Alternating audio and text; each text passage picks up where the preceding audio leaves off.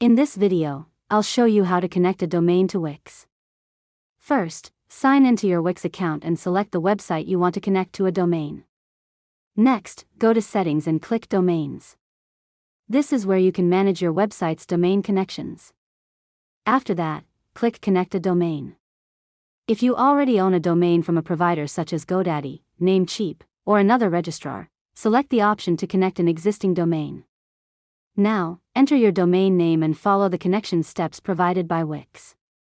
You can usually connect the domain by updating your DNS settings with your domain provider. Next, log into your domain registrar and update the DNS records as instructed by Wix. This may include updating nameservers or adding specific DNS records. After that, save your changes and return to Wix. Domain changes can take some time to propagate, so don't worry if the connection isn't immediate.